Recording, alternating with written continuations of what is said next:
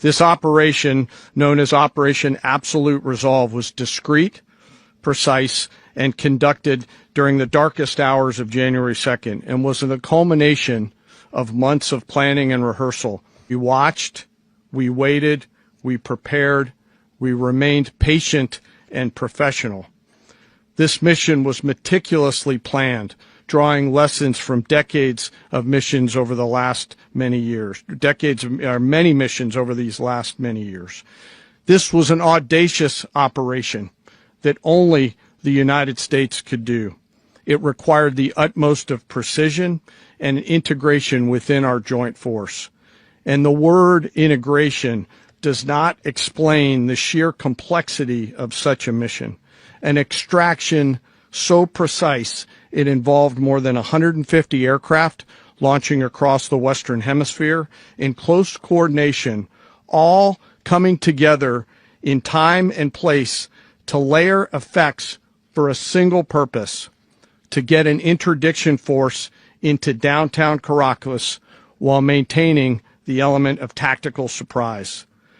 Failure of one component of this well-oiled machine would have endangered the entire mission, and failure is never an option for America's joint force. Those in the air over Caracas last night were willing to give their lives for those on the ground and in the helicopters. Let me talk a little bit about the preparation.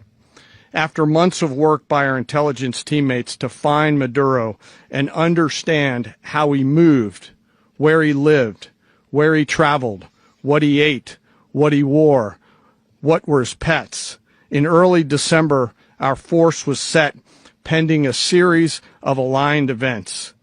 Key was choosing the right day to minimize the potential for civilian harm and maximize the element of surprise, and minimize the harm to the indicted personnel, so as the president said, they could be brought to justice.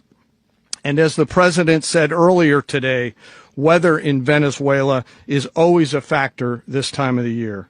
And over the weeks through Christmas and New Year's, the men and women of the United States military sat ready, patiently waiting for the right triggers to be met and the president to order us into action.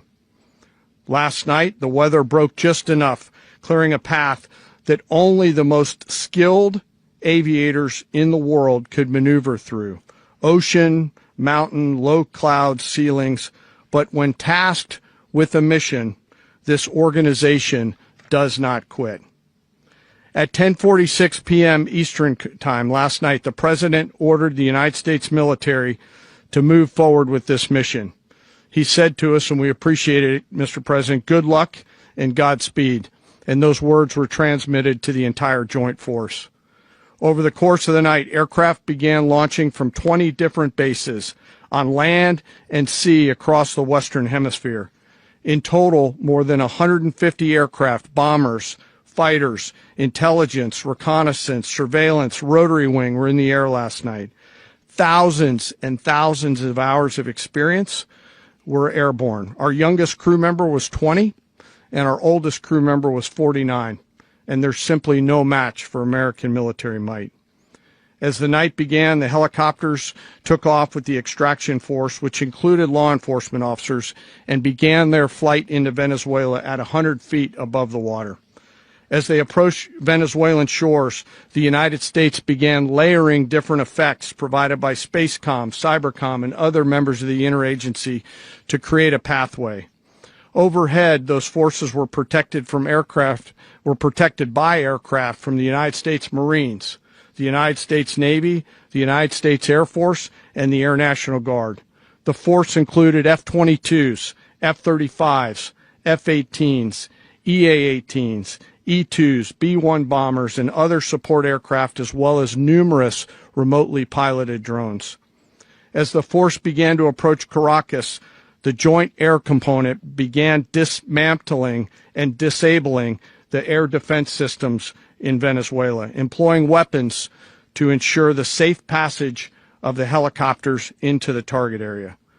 The goal of our air component is, was, and always will be to protect the helicopters and the ground force and get them to the target and get them home. As the force crossed the last point of high terrain where they'd been hiding in the clutter, we assessed that we had maintained totally the element of surprise.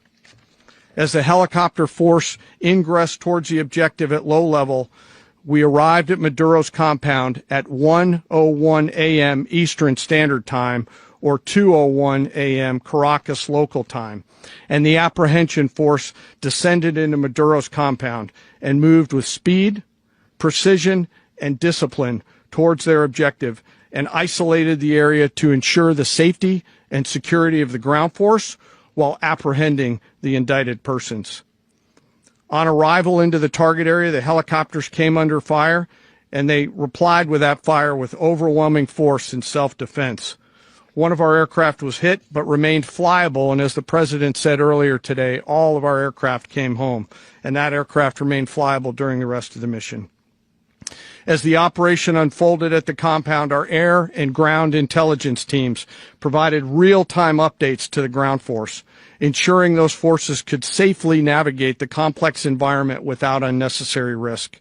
The force remained protected by overhead tactical aviation.